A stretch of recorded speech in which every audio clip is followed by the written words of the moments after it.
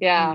Similarly, it was very wet here on the East Coast for the past couple of days. We had flash flood warnings, and meanwhile on the West Coast, our friends are very dry. Oh, we're back. Are we? So sorry. I think we're back. Hopefully everyone can hear me now. Excellent. Start at the top. Okay, so no problem. Thank you all for your patience, and thank you for being here, listening to this panel today, which I am so delighted to be moderating. I'm going to briefly introduce myself and the panelists that are here to speak with us in this session on no-till climate resilient agriculture. So I am Laney Siegner. I am the Director of Academic Programs at the Terra.do Climate School and Community. Before landing this job at Terra, I was researching as part of my PhD on sustainable agriculture and climate change education through agriculture and small scale farming. And I was lucky to spend time during my PhD research living and working on farms on the West Coast and the East Coast of the United States, and just learned so much from the farmers that were mentors to me and research partners, and doing everything from the actual hard day-to-day work of farming to research partnerships and education partnerships and communications about what they were doing on their farms. And so I am just deeply grateful to that part of my own education into food systems and no-till practices. And so here with me on the panel, we have 3 practitioners of zero-till or no-till agriculture. We have Paul Kaiser from Singing Frogs Farm in Sebastopol, California. We have Francis Akolbila from the Center for No-Till Agriculture in Ghana. And we have Vidhya Das from Agragamee in the Odisha region of India. So I just had a few quick slides to get us oriented to the topic and to the locations where our speakers are all joining us from. So I'm going to go ahead and just share those briefly, and hopefully that is up. Yep, okay. So just to orient us to where we are all speaking from, I am right now in the northeastern region of the US, up in Rhode Island, and Paul at Singing Frogs Farm is over here in California. And we have Francis joining us from Ghana and Vidhya joining us from northeastern India. So it's really an amazing opportunity to have this kind of diverse geographical context and perspectives on implementing no-till, speaking to the opportunities of this kind of agriculture practice, and as well as the challenges. So we're going to have a really rich discussion and conversation today. And just a few images that to further orient us, zooming in, here are some shots from Francis at the Center for No-Till Agriculture in Ghana. Here is a photo from Agragamee in India. And here are a few photos. Oh, not advancing. Huh. For some reason, my next photos of Singing Frogs, oh, it advanced too quickly. And here's Singing Frogs Farm in Sebastopol, California. So with those images, I will just sort of pause and further just frame our discussion and agenda for today, it's a really interesting chance to hear from 3 practitioners in 3 different countries on implementing no-till, which continues to be a topic and a focal point, I would say, of regenerative agriculture discussions, conversations, debates, how to do this well, why to do this to sequester carbon and build soil health, how to create nutrient-dense soil in order to grow nutrient-dense crops. These things are all linked to sort of the how and the why and the story of getting into no-till agriculture in your own operation. So I just feel really lucky to have these 3 practitioners here. And the basic format is going to be, I'll turn it over to each of them for about 10 minutes to do sort of an extended intro to themselves, their story into no-till, what sticks out for them and what sort of real benefits they're experiencing where they are. And then the panelists and I will have a chance to sort of respond and ask questions of each other based on these intros. And then we'll open it up for everyone to ask questions and join in the discussion as well.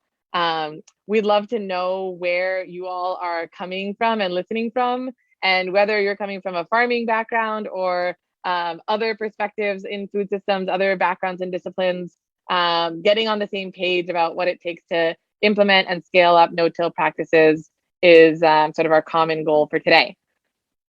So with that, I will turn it over to Paul, and he will kick us off with our panel intros.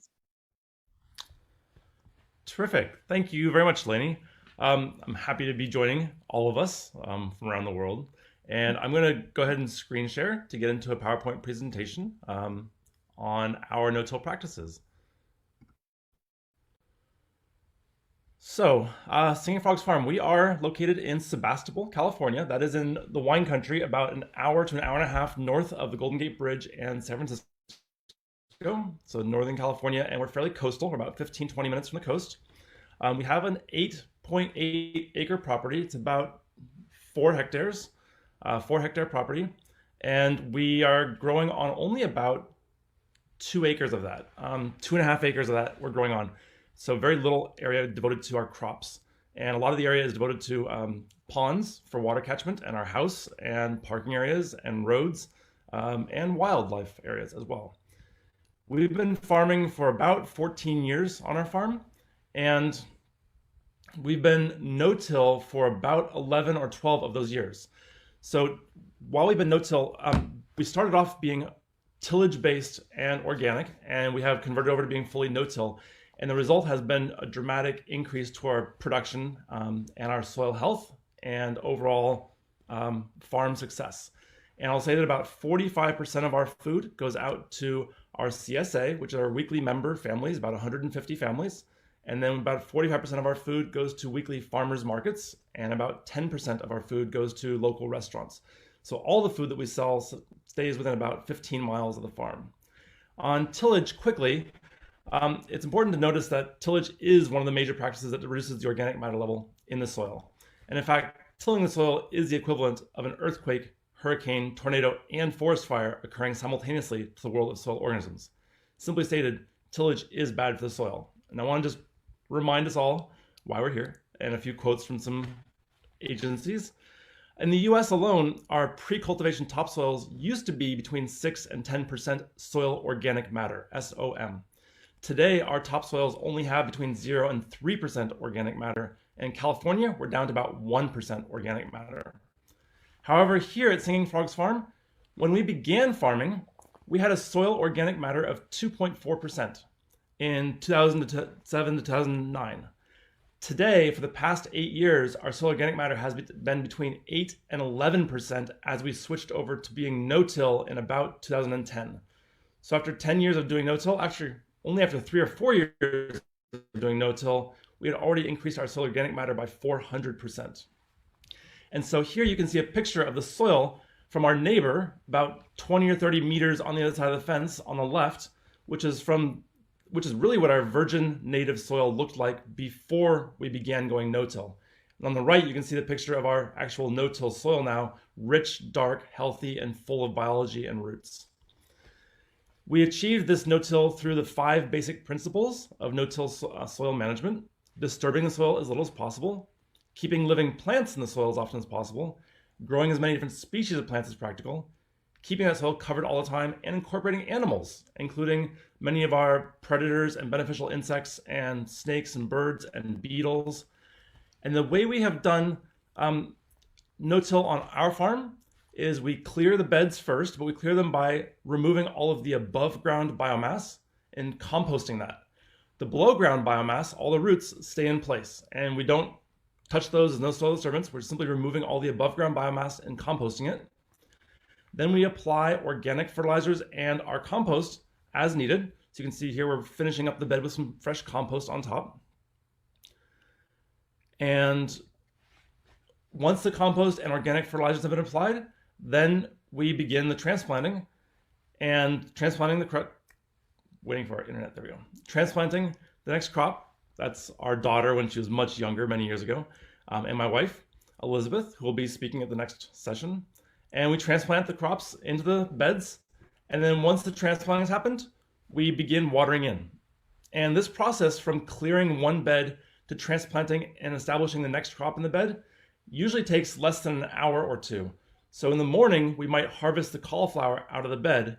And then when we're done with the harvests by lunchtime, in the afternoon, we come back in, clear the bed, transplant in the next crop, and keep going. So that bed always had constant green cover. And of course, once we've transplanted, then we can cover and protect our plants, whether it's protecting them from excessive sun or protecting from wind, protecting from birds or deer, etc., or protecting from frost as well. So thinking of those 5 steps of soil management, it's highly important to take care of soil. Everything that we're doing on our no-till farm is really about growing soil biology as best we can. And that means feeding that soil biology constantly through capturing the free and abundant sunlight and atmospheric carbon through photosynthesis and feeding that root biology. Plus, all the plants on the soil are constant cover crops, covering and protecting the soil, keeping the sun and wind off the soil so it isn't blown out and you lose the nutrients and harm the biology. And so we do like to think of all of the crops on our farm as cover crops, all of them, year round, and they're economic. All of our cover crops we harvest and we sell at market or sell to our CSA, but they are all functioning to the best of their ability to cover and protect the soil and feed the soil biology. And we do lots of multi-cropping. Multi-cropping is a way to get more plants in a tighter space. So here we have a couple beds up close of some cauliflower interplanted with lettuce. And the cauliflower is going to help shade and protect the lettuce as well as the soil. And the lettuce is going to help suppress weeds and reduce the overall sun exposure of the soil biology. So the lettuce is going to be much healthier for the harvest, and the cauliflower is going to be fairly weed-free. And actually in this joint system, we need less water because they're both helping shade that soil and preserve more of the moisture in the soil rather than letting it burn off from the sun and the wind. And here we have Francis and another employee of ours many years ago who were helping us with our tomatoes. And again, you can see tomatoes, we also multi-crop. We're using multiple species side by side to help protect and cover the soil and create as much photosynthetic capture of sunlight to help feed that soil biology. And really, crop diversity is climate resilience, and crop diversity is also economic resilience. It really helps us to have over 100 different crops growing at any one time so that when there are heat waves or deep freezes, we can survive it, because while some crops might be affected, we always have many others that succeed. In fact, we constantly have the occasional crop loss, but our revenue stream is really strong and doesn't really change because we have so much diversity that we can survive through the various ups and downs of climate chaos, as well as the market changes. So really, showing pictures of our no-till farm is really about showing constant green cover. There's no bare soil. We don't have bare soil here because bare soil is exposed to sun and wind, and we'll be losing nutrients and losing life. So most of our pictures that we would show the farm have beds that are always producing cover crops, which we harvest as our economic crops. One last thing that we like to also focus on are the hedgerows and the roadways between fields. And the hedgerows and the roadways between fields are important to also keep green and robust and healthy. They also feed the soil biology, and they also help to reduce the wind desiccating effects and help to reduce strong sun in the early mornings or afternoons, so you can, in another way, also maintain your soil on your farm. And I want to just show a quick overview again of singing frogs as I finish up here. And this overhead picture is looking to the west in the evening as the sun's setting.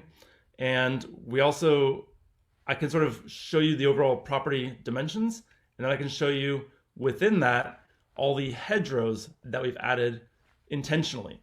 In addition to all the natural wildlife spaces, these are all the intentional hedgerows that we have grown specifically to reduce the wind stress on the plants and soil, as well as to create more green photosynthetic capture with root exudation feeding our soil biology. And many of these hedgerows also have economic harvests that we can obtain from them. So this is a very typical spring photo. There's no bare soil, there's no tilled soil of any kind. This is entirely green cover, and there are no sprays on our farm either. And of course, the people that help make this all happen is our wonderful farm crew. We have about 8 to 10 full-time equivalents for our 2.5 acres of production. There we go. And our farm crew. This is a couple years ago, not our current farm crew, but they're always changing, and we have an amazing farm crew that keeps this farm operating really smoothly. And I just wanted to end it on one last slide as I wait for the internet to catch up. But I wanted to end on one last quote, which is, "Life improves the capacity of the environment to sustain life." And I just think that's an important way to view the world and the truth behind the world and how it operates. The more life we can have working together, the more it feeds back on itself to create more life and more opportunity. Thank you.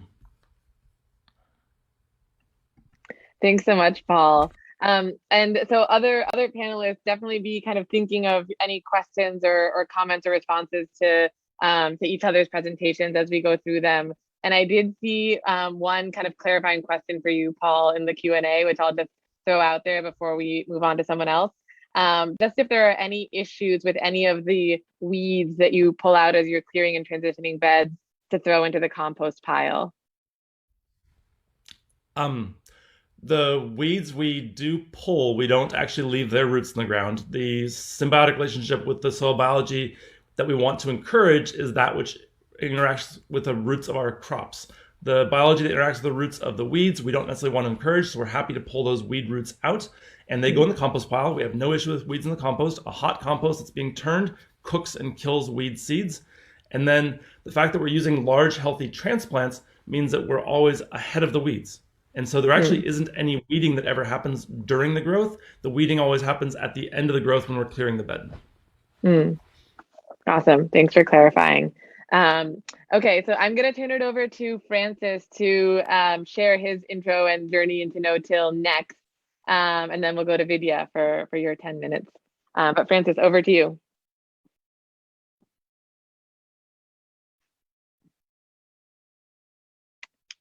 You might need to come off mute, Francis, if I can try and do it.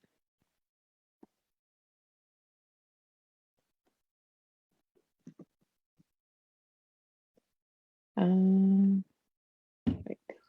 Aha, there you go. I think, is it? Yes, we can see that and we can hear you. All right, so I am Francis from the Center for No-Till Agriculture, and I am a technical assistant and also the lead guy in terms of mechanized conservation agriculture equipment. So here to present how we go about the no-tillage and the strategies that we sell ourselves to the public. We know very well that we used to be very fewer in terms of population, but now there's been an increasing population, which also affect the arable land on which we farm on. So it has become so important that the land on which we farm is managed such that we can produce crops sustainably. So it has become so important that the previous slash and burn systems is not more feasible because it keeps on depleting soil nutrients. It has become so important that we adapt systems that will help us improve soil quality, improve the soil nutrients so that it can give us crop yield sustainably. It has become so important that we adapt the no-till system because we have found out that the traditional slash and burn system is no more helping. So the Center for No-Till Agriculture came into being. The manager called Kofi Boa, he was working for the Crop Research Institute. But around that time, he saw that the government of the day wasn't helping so much in pushing conservation agriculture, no tillage. So at some point, he decided to bow out. He quit to set up the Center for No-Till Agriculture around 2012. Around those times, he was using his own farms to teach. But when he quit, what happened was that the small field that he was working on was such that he could only display only one variety of crop at a given point of time. So he decided to expand. And in expanding, he had Howard Buffett Foundation coming to help him establish the Center for No-Till Agriculture so that he can give out or display a lot of crops at any given time in different systems. So what has happened is that we go by the system such that we have these pictures that we have displayed here. Mostly this is what we do. We have seen that the fallow land is always very, very, very fertile as compared to the bare soil or bare degraded soil. In this, we go by going by the principle that this fallow land is always covered and it's always, we have diverse crop species over there and there is minimal soil disturbance. That is what is making the fallow land so nutrient rich, unlike the bare soils. So if this is the case, then why not we translate or replicate the forest land conditions on arable land? So that is the concept of conservation agriculture. We are replicating the forest land conditions on arable land. So in that, we mean minimal soil disturbance so that we can plant through a thick mulch without disturbing the soil, such that we can use the dibbler or a knife to plant through and always keep the soil surface very covered to reduce weed pressure and also to conserve moisture in there, which also houses most of the microorganisms in the soil. So we can have permanent soil cover and we can have what? A live soil cover. And also in the forest land, we have a diversified crop species. So on the arable land, we try to create that environment such that we are able to display a whole lot of varieties so that we can benefit from nature. Now here, we have a very pictorial evidence of a continuously slashed field and that of a no-till field. And you can see that these maize were planted the same day, but you can see that the one that we slash and burn is always growing very bad as compared to that of the no-till. And down there, you can see a whole lot of barrels filled with soil being caused by the erosion because the soil surface is always clean at the slash and burn field. We are losing so much soils on the slash and burn field as compared to that of the no-till. So pictorially, or on the field at the Center for No-Till Agriculture, the farmer comes and you see a clear difference between the two fields, and that actually influences the choice of agricultural practices that he has to take in. So you can see that the maize roots from the no-till and that of the slash and burn, maize that was planted the same day, you can see the growth difference. Tells you that on the no-till farm, we are improving soils as compared Recording to that. in progress. So,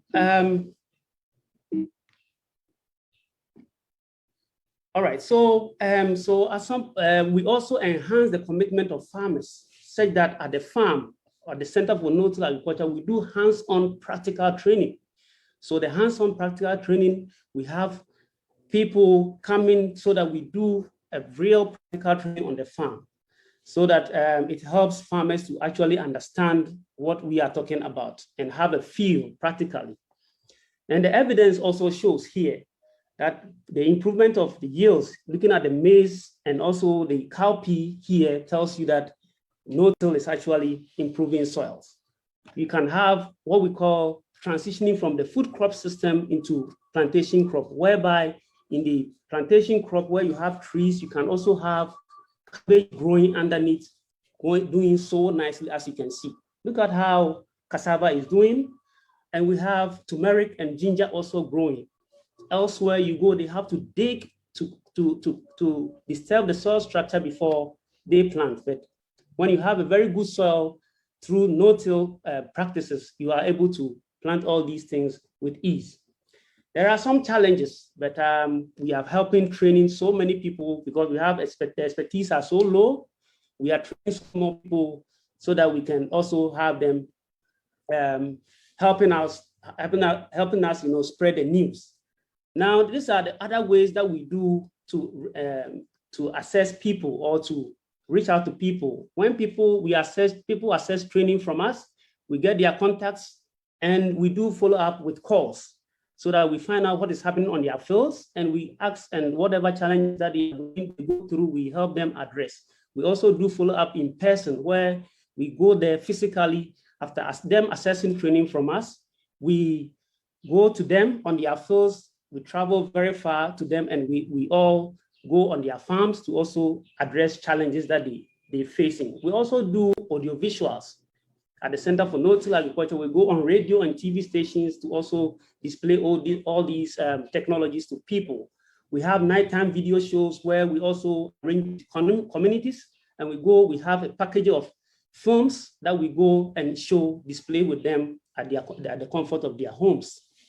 We also do these mechanized systems where you see that roller crimper is being used to manage an existing vegetation without using herbicides. And also the no-till planter, which is very small, is also used to plant through mulch without any difficulties. All these are things that we do here at the Center for No-Till Agriculture. We also have trained personnel such that if people want to adapt the system and they have not actually gotten to the point of the level where they understand it so well, we have trained people that we also hire to them so that they help them work on their farms. We have a 20-bed dormitory here at the center so that people that access knowledge from us from far who cannot do a return trip can also be housed at the center for them to access our training. These are some of the beneficiaries that are also come for training at our place. So basically, these are some statistics, training that we have done, on-farm technical backstopping, and video shows the people that we have reached up to. So I have some small video that sums up all that I'm talking about. For short-term classroom sessions, longer-term on-site training, practical demonstration plots for diverse crops, and mechanized larger-scale no-till farming. I learned how microorganisms thrive and populate in the soil under the mulch layer, which in turn provides a dense nutrient base that makes my crops thrive. Not only am I seeing more product than I ever have, but I know my family has access to a better diet. And this is another one. Slash and burn until Dr. Boa encouraged me to set aside a portion of my land to experiment with no-till. I did, and I saw the results of the no-till. From that experience, I realized that this system really works and have followed it ever since. And the last one, then I'm done with my... No-tillage holds the future for food security in Africa. All right, so thank you very much.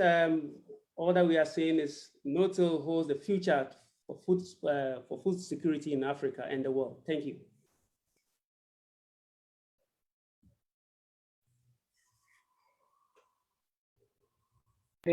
Sorry, thank you so much, Francis. That was really insightful and great to see the visual evidence as well. That was really striking. As we've just gone through both of these, I'm already thinking I'm here with my parents and they're expanding their home garden, and I have to show them these pictures of keeping the soil covered constantly and the multi-cropping examples that you've both shown. We use seaweed since we're near the coast for mulching around our plants, and it's really cool to see the images you guys have both brought. So I'm gonna turn it over to Vidya, and I will go ahead and screen share, and because Vidya sent me her slides, and you can just let me know when to advance. Yeah. Okay. Hopefully that is working. Yes, go ahead, Vidya. Yes. Thanks, Laney, and thanks everybody for giving me this opportunity. It's really great I can share. So can you make it full screen? Yeah, I should, where is that? Sorry. Oh wait, I need to just pull it up a little bit more on my computer. Yes. Yeah, thanks. So I'm from India, the eastern part of India. It's a coastal state, but we are a little bit inland in a district called Raigada. And these are completely tribal areas. We can go to the next slide, which are hilly uplands. So they are very fragile uplands of the Eastern Ghats. And we work in a tribal area where there is a lot of environmental degradation and poverty. So we came to zero tillage as an organization because of necessity, because we felt we had to demonstrate alternatives to the tribal community. And we also had to, help them come out of, going into high yielding crops and build sustainable systems, as also check the degradation of the uplands. In fact, address persistent issues of organic farming, pests, highly erratic yields, etc., which also affect organic farming. Actually, the tribal regions of in India, similar to what Francis said, are extremely denuded. One of the major reasons is because the forests have been destroyed, and there is commercial felling everywhere. Because the forests have been destroyed, the people who are actually forest dwellers, they depend on forest for about 60% of their food and nutritional needs and livelihood needs. But when the forests are gone, they have to take up shifting cultivation. So then they bring in increasing areas under shifting cultivation, and this really leads to hell of a lot of denudation. So this is one of the main things that we have been trying to, help people come out of. Next slide, please. And here you can see the way the land has been destroyed. On the left picture, this picture, you can actually see the slash and burn going on. This is an entire hillock that is being burnt. And in front of it, the land is completely denuded. You can see the rocks coming out, and you can also see erosion lines forming. And on the right side is a hill that is so this, on the left side, the picture is of a hill on which slash and burn is going to happen in this season. And on the right side, this is the picture of a hill where slash and burn has been completed, and this area is left fallow. And I don't know if you can make out, there are erosion lines that are coming down here. So, and they go right down and they get deeper and deeper until they form a ravine, which also, joins this larger ravine on this side. So this is the way the land is being denuded extensively in these regions. And this is what we are up against. Now, it's a huge problem, and I'm not saying we have already solved it, but one of the things we have been looking for is slash and burn, is no-till agriculture. Yeah, we can go to the next slide. So actually, when we began farming in Agragamee, and we had a campus of about 12 acres, out of which we began to,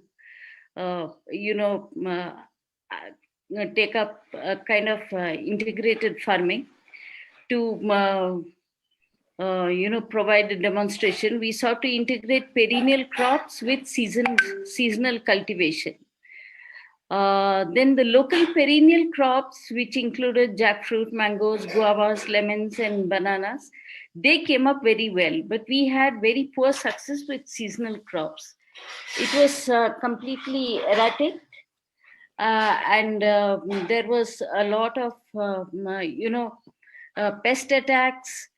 The yields were poor, they were diseased, and sometimes they didn't even germinate properly. They died soon after germination. This was how we began.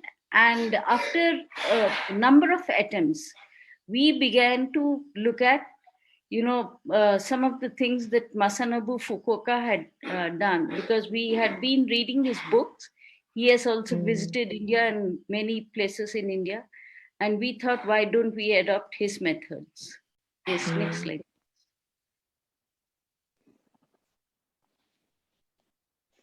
Yeah. Then one of the things we did was we looked around at other farmers who had worked with Masanobu-san. And we had this fantastic farmer. Actually, I just couldn't get his pictures in time, called Mr. Raju Titus, whose farm had been, in fact, designed by Masanobu-san.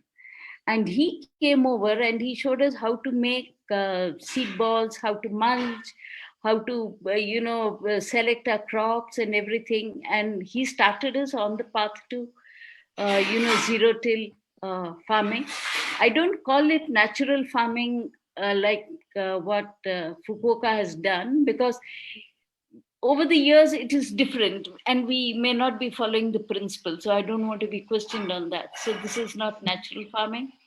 It is zero-till, and we like to call it ecological farming because we believe that soil is the beginning of ecology. The core of ecology must necessarily start with the soil.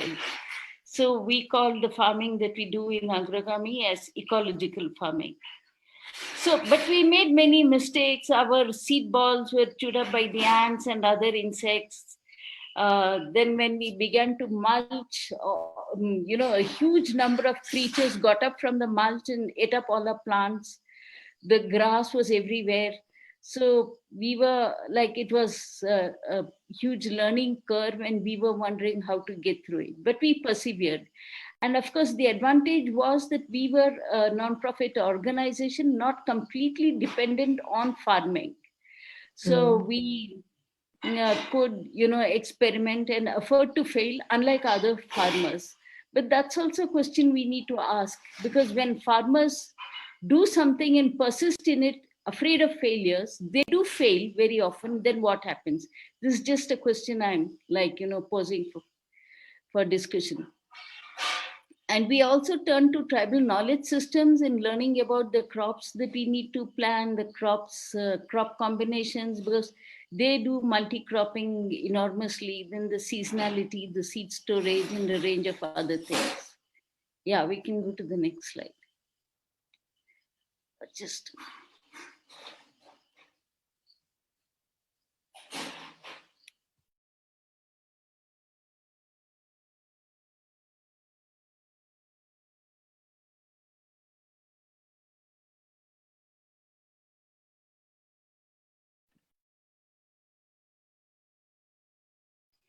Yeah, sorry. There's a lot of background noise. Yeah. No problem. So then we began to look around at other practitioners also. And slowly we were able to, stabilize our yields. and work with zero till. And we have followed the several principles that have been outlined at the beginning by Paul as well as by Francis. So I won't go into the details. But one thing I would like to say that the zero till was a revelation in how easy it was to do zero tillage.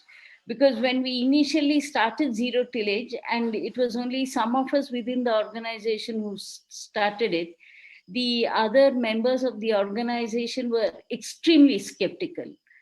But then when, one group of people persevered in tillage agriculture, and the zero tillage group persevered in zero till agriculture, the tillage group found that the effort required for was so much that they were like really lagging behind in so many ways. And so gradually within the campus, people have really come to the understanding that, zero tillage does work.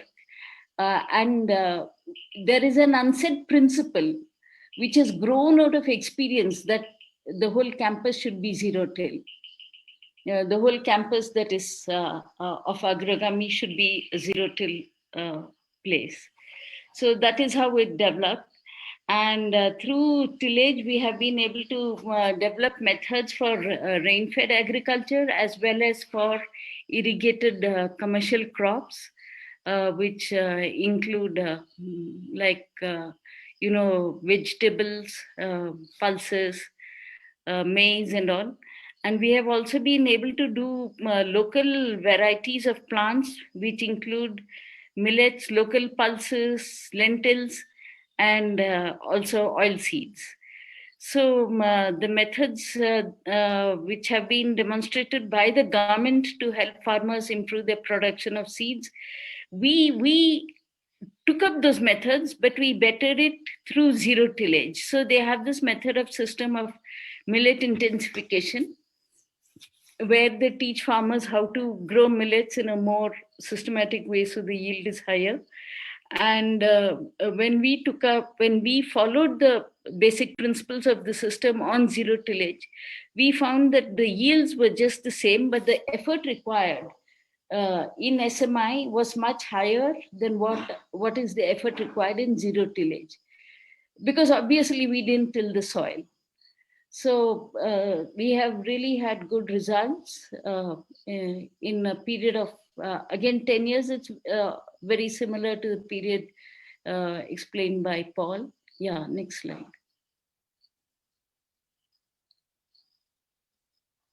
So these are some of the crops we have grown. These are all local crops that we have grown. On the top left corner is lentils. This is, in English, it might be known as cowpea. This is consumed by the local communities. It is similar to black beans and grown on hilltops. So this has come out very well. These are very delicate crops, and we are really happy that it has come up. And on the right top is what we know as rice bean. It is called the Queen of the Hill. The local name for it is Queen of the Hill, Dongar Rani. So it's also a very popular crop, and it comes up very beautifully. And on the left bottom is Kajanus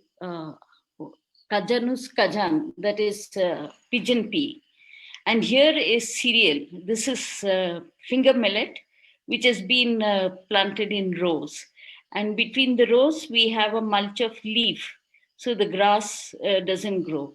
And all this is a rain-fed area. And so you can see that even the grass is controlled when you mulch it once or twice. So once the plants grow above the grass, then there is no need to cut the grass anymore.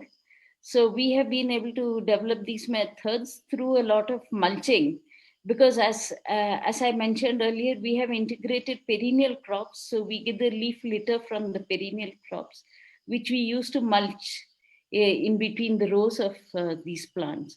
So this is all rain-fed agriculture. Next slide, please. Yeah, we can go to the next. Yeah, this is a local millet. It's called, I think, little millet, and it has grown profusely under zero tillage. We had never expected it. And this is another form of little millet, which is growing very well. Next slide.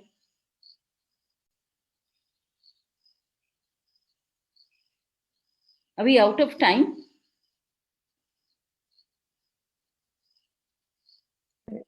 No, go ahead, Vidhya. I think this is your last one, I think. But yeah, go ahead and yeah, just go to the previous slide. Oh.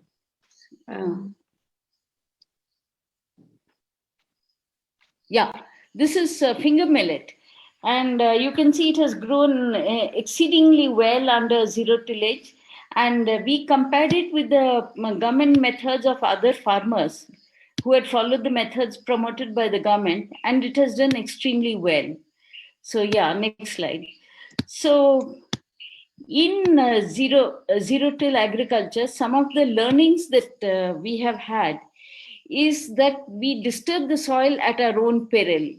You know, once we have started zero till, then at one point of time we wanted to make smaller beds, and we kind of dug the sides of the beds and put the soil on top of the existing beds, and that itself created, you know, a lot of pests. But over the years we have seen that soil which is left undisturbed for zero tillage, it has almost no pests and diseases. And we were really amazed, because this is one thing we had not expected at all. So this is one learning that I would really like to, tell everybody about, that zero till leads to zero pests and zero disease almost. Yeah. Then soil moisture, of course, everybody knows that the soil moisture retention is huge. We have had periods of water stress, and for almost 3 months, vegetable crops can survive with very little water. But the water management is very important. We have found that we were using flow irrigation like most farmers do on irrigated land here, the tribal farmers. But then we found that flow irrigation really destroys the soil. Like it leads to compaction and a whole range of other problems. So we have got now spray irrigation, and that has improved the productivity and reduced the water need by about 70%. So we are very happy with that. It reduces the need for added manure, farmyard manure and compost significantly. And an amazing thing has happened, that the bird life in the campus has gone up. Over the past, 3 years, we have spotted something like 10 new varieties of birds, including the paradise flycatcher and ibises and things like that. So that is really something amazing. So that the next slide is just the last slide. And we just have, I would like to flag some of the challenges. Yes, we have done zero tillage on our plot, but the real big question is, how do we upscale it with the farmers? Because it is not so much the techniques as the idea and a kind of paradigm shift. So we have yet to come to that, and I would really be happy if we could discuss that. And the government, of course, and the even bigger challenge is, how does the government take it up? So that's it. Thank you.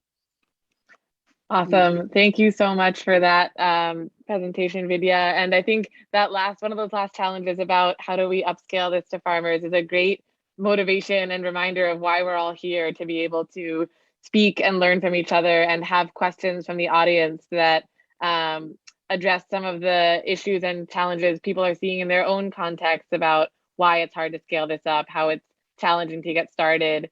And so I want to allow the panelists to ask some questions of each other from what's just been shared. And I also have a few questions that just came up, which I'll start with one. All of you spoke on some level about the transition into zero tillage and trying other things as well. So I'm just curious, whoever wants to jump in first, like, why exactly did you transition at the time that you did? And why was it maybe easier to stick with trying things out in zero tillage, even if you weren't having immediate success, versus trying other practices beforehand?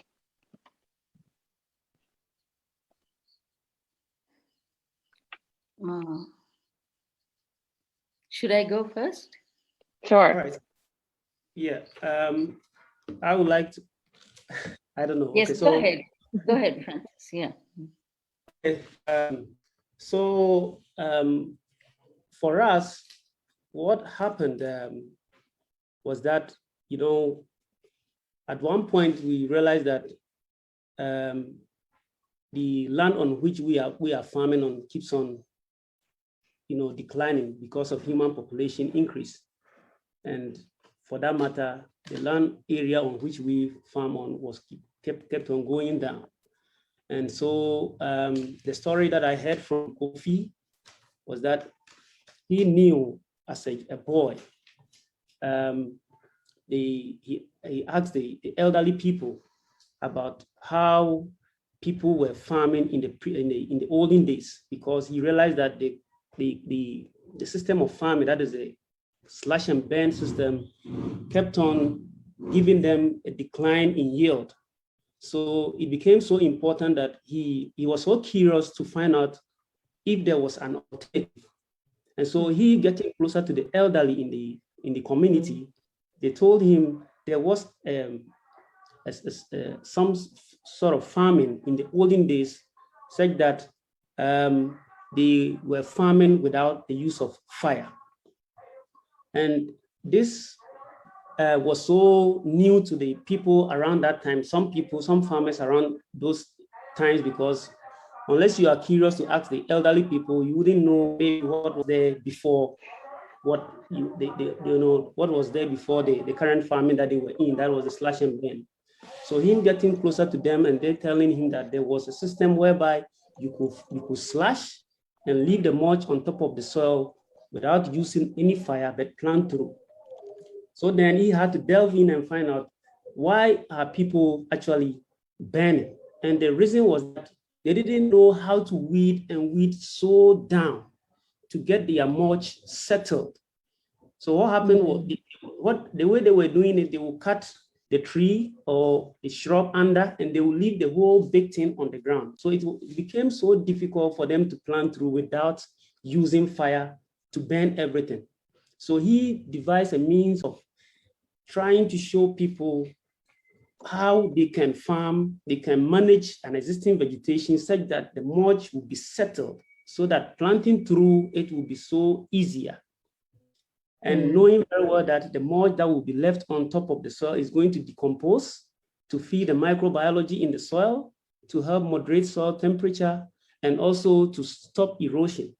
And so he realized that practicing that, the yield wasn't decreasing again, but it was increasing because of the risk processes and the continuous rotations that was coming in. So that is how come he realized this point and pushed to get that done. So for us, that is what happened here. Awesome.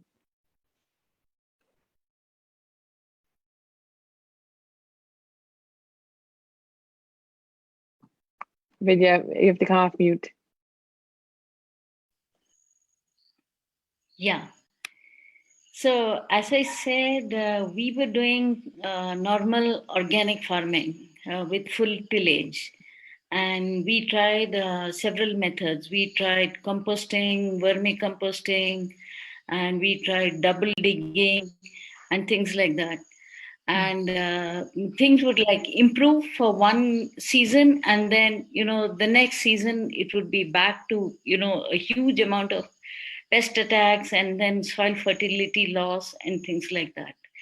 So when this kind of up and down went on and on, then we really started looking for other methods.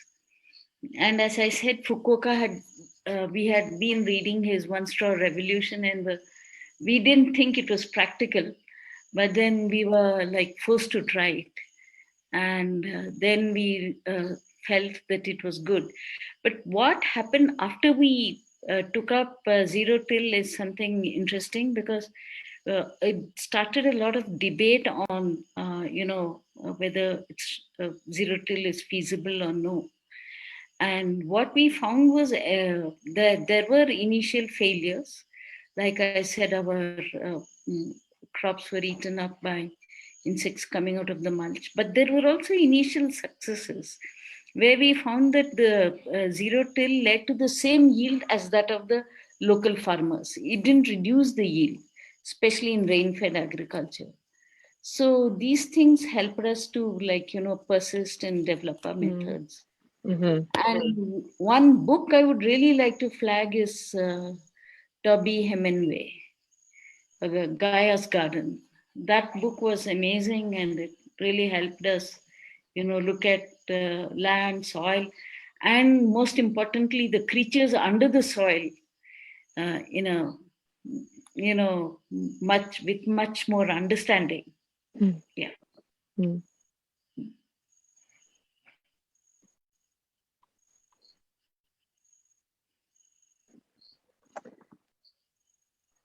I guess if you like, quickly, yes, the same experience, which is organic tillage-based farming wasn't working.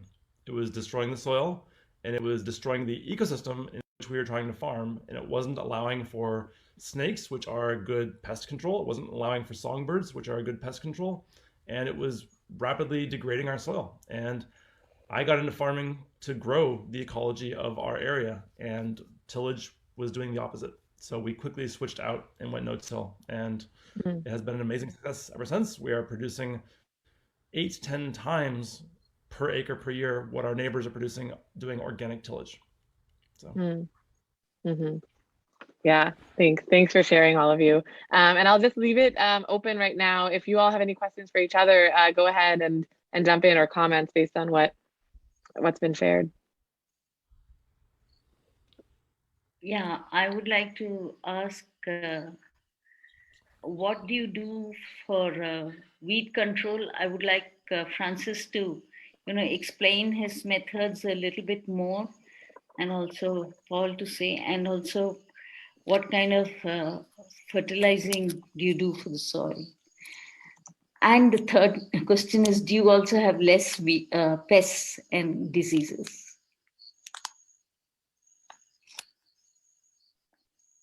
All right. Thank you very much. I don't know how I can make this large screen.